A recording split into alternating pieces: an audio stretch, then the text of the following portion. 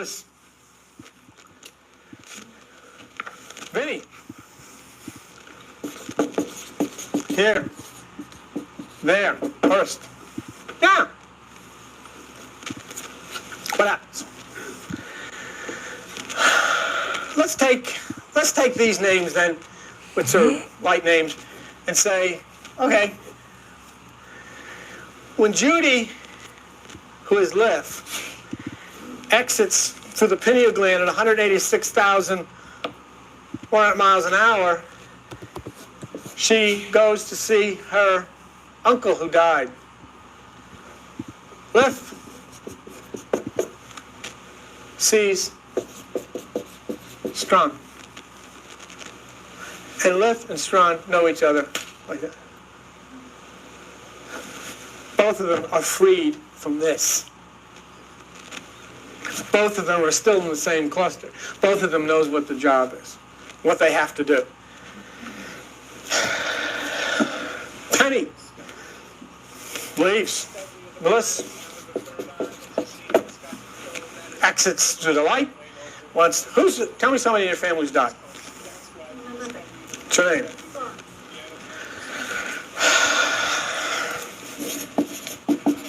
Or inside.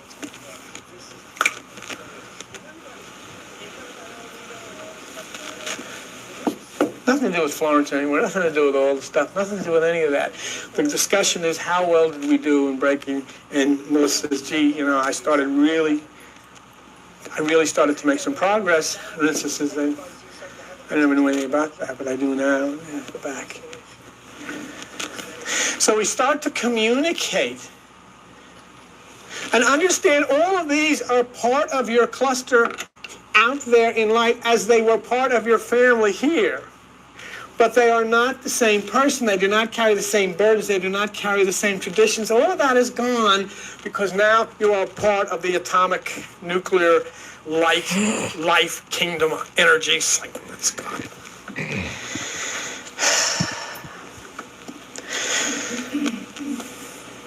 So what are you doing here then? Your purpose then is as these angles of light inside of this brain to break it, to chip away, to stop it, to redirect it so it doesn't continue to function in the way that it has because it has been destructive. And God has been displeased. It wasn't necessarily your fault. It happened a long time ago, as we've read about in the Bible. Something overwhelmed the light forces inside, and the brain became more demonstrative of the creation of man than it was of the creation of God. So what is your job? Page 617. And if you look there, and in the book of Isaiah, in Isaiah chapter 58, Isaiah chapter 58, if you look at verse 6, is not the fast that I have chosen to loose the bands of wickedness, to undo the heavy burdens, and to let the oppressed go free, and that you break every yoke? That's your job. How do you do it? By breaking the karmic illusion that says you are set apart. You are not set apart. You are part of the kingdom of light. You are part of the cluster of the oneness of the universal light. And you rejoin that and you flow into a harmony with it. And as you understand through the scriptures and you understand through the anatomy that we've shared with you, and you understand through the planetary movements, and you understand through the subatomic quantum that you are one with all that is life in the universe, then you have broken the chain that says, I am part of this group, and we do not believe your group, and you can't do this, and we can do that, and all of this kind of stuff. You say, I am flowing in a oneness. I am one with this whole universal harmony. I have broken the yokes. I have broken the bondages of traditions and religions and socialization of governments, and I am one flowing with the universe. I have broken the karmic chain. That is your work. And that is why I am talking to you now, for you are of my cluster. So indeed, you will leave and you will return to Atom, and you will regain your name, and instantly you will go on with your experience, and you will see those who had been trapped inside of brains that you knew, and you see them in this new realm of light. And you will talk about the failures of some who could not overwhelm this energy because they, you see, your light force that you are is very much alive and very much active in another place. When we get into quantum, we'll talk about that. I won't worry about it now. But remember something. What you're doing inside of here in trying to break this as an agent of light from God is because of this. If you would, please. Page 924. I won't keep you that much more. Let me ask you a question.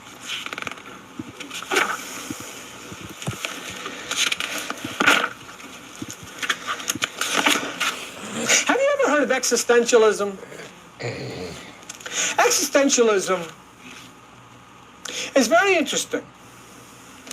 Existentialism says that it's impossible for you, it's impossible for anybody to perform in a successful manner the rigors of life. Do you realize that from the time that you're able to understand anything, you have to decide what's right and what's wrong? What to do and what not to do. Where I should go and where I shouldn't go. You do that, you never stop doing that. And the problem with it is, there is no objective answer to that. If you're a Jewish person, the Jewish will say, you shouldn't do that. The Catholic will say, it's okay to do that. And the Protestant will say, well, it's okay to do it, but you shouldn't do it like they do it, you should do it like we do it. True. So what are you going to do? This is, you're guilty. And so what you try to do then is, if you ever then try to abide by your clan's rules, you have to understand that your clan's rules are different than other clans' rules. So when you say, should I do this or shouldn't I do this, you may do this because your clan says to do it, but you have to remember there's a lot of other clans that you shouldn't do it. And so then, what does that create? Right. And then you say, I know I should do this, but I'm not going to do this. Now what has happened? You have created something firing neurons in your brain saying, guilty, guilty, guilty. You're guilty. You didn't do what you were supposed to do. Not only then, after this happens for a while, you're guilty. After a short period of time doing this, you're crazy. Because you don't know. That's existentialism. Basic is very, very absolute truth. Absolute truth. No possible way that anybody knows what they should do. Because what's good here was not so good. Bingo bongo. That's where you are, depends what claim you belong to, whether it's okay. Go 55 or 65 miles out of the park, where you're going to take it longer. 25 miles.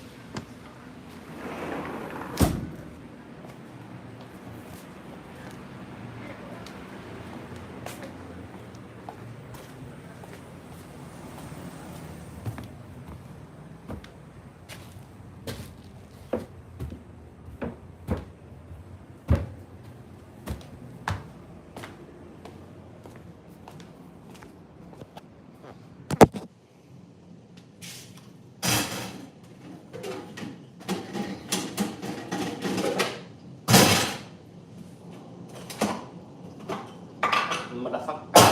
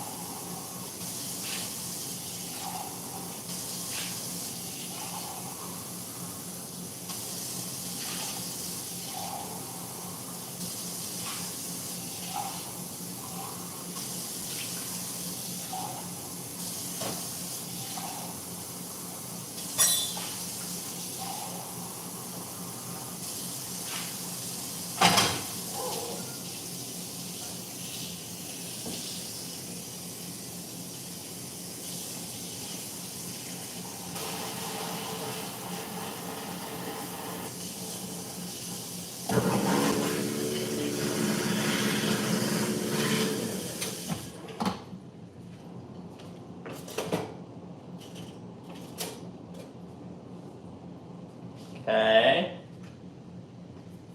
Again.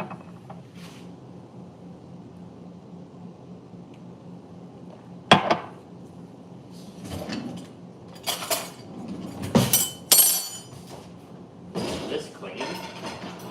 Did I run this? This should not be clean.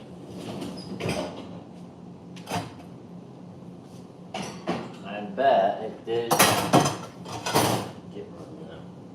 For some reason. Let's run it right. Oh, inch.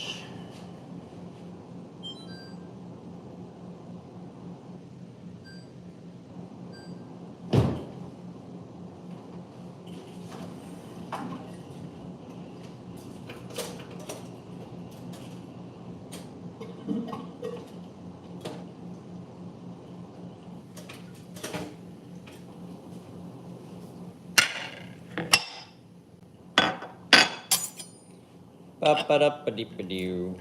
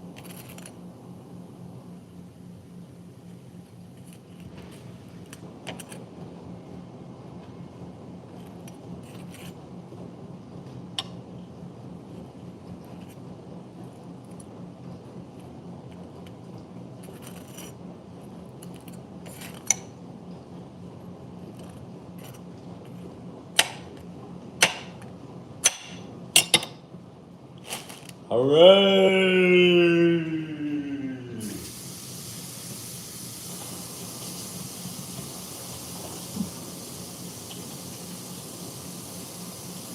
How's it 75 degrees left? It's quite warm.